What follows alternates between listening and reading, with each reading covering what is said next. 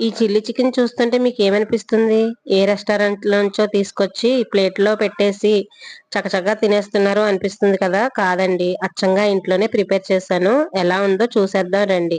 Same మనకు restaurant స్టైల్‌లోనే కావాలంటే ఇప్పుడు నేను చేసినట్టుగా మీరు కూడా చేసుకొని హ్యాపీగా ఎంజాయ్ చేసేయండి. ముందుగా పావు కిలో చికెన్‌ని స్కిన్‌లెస్ అలాగే బోన్‌లెస్ చికెన్ తీసుకొచ్చి శుభ్రంగా వాష్ చేసి 2 spoons maida, 1 spoon corn flour, 1 spoon ginger garlic paste, 1 egg white మాత్రమే వేసుకుంటే సరిపోతుంది. యెల్లో అనేది యాడ్ చేయకూడదు. యెల్లో యాడ్ చేస్తే ఏంటంటే మనకి నీచు వాసన వస్తుందనమాట.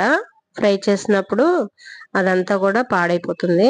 అందుకని చెప్పి ఓన్లీ వైట్ మాత్రమే వేసుకోవాలి.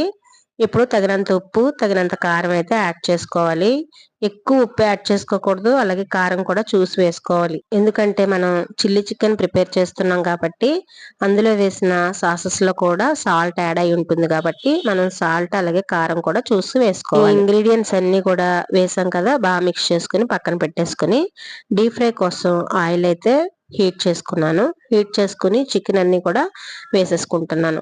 ఇవన్నీ వేసుకున్న తర్వాత టర్న్ చేసుకొని ఒక బౌల్లో అయితే తీసేసుకుంటున్నాను ఫ్రై అయిపోయిన తర్వాత. ఇప్పుడు పెద్ద కళాయి ఒకటి తీసుకుని కొద్దిగా ఆయిల్ అయితే వేసుకుంటున్నాను. ఈ ఆయిల్లో 2 స్పూన్స్ అయితే సరిపోతుంది. ఇంకా ఎక్కువైతే అవసరం లేదు. ఎందుకంటే ఆల్రెడీ మనం డీప్ ఫ్రై చేసి వచ్చాం కాబట్టి 2 స్పూన్స్ ఆయిల్ యాడ్ చేసి నేను అందులోనే అల్లం, వెల్లుల్లి చిన్న చిన్న ముక్కలుగా కట్ చేసుకున్నాను.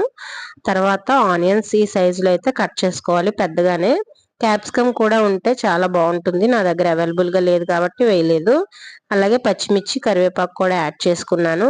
ఇందులో టమాటా సాస్ కూడా వేసుకున్నాను, సోయా సాస్ వేసుకున్నాను. అవి 1 స్పూన్ వేసుకుంటే సరిపోతుంది.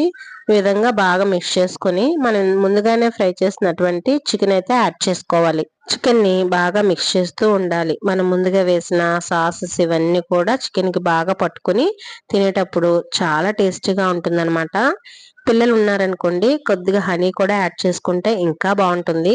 ఇదిగోండి ఫైనల్ గా చిల్లీ చికెన్ అయితే ప్రిపేర్ అయిపోయింది. ప్లేట్ లోకి ఈ విధంగా సర్వింగ్ చేసేసి మా పిల్లల ముందు పెట్టేశాను. వేడి వేడిగా ఉండగానే మా వాళ్ళైతే పోటీ పడి మరీ తిన్నారు. రెస్టారెంట్ స్టైల్లో చేసిన ఈ చిల్లీ చికెన్ మీ అందరికి నచ్చిందా? నచ్చితే మీరు కూడా ట్రై చేయండి. ఫస్ట్ టైం ఎవరైనా ఈ వీడియో చూసినట్లయితే తప్పకుండా సబ్స్క్రైబ్ చేసుకోండి, లైక్ చేయండి, షేర్ చేయండి. ఓకేనండి, ఉంటాను మరి. బాయ్.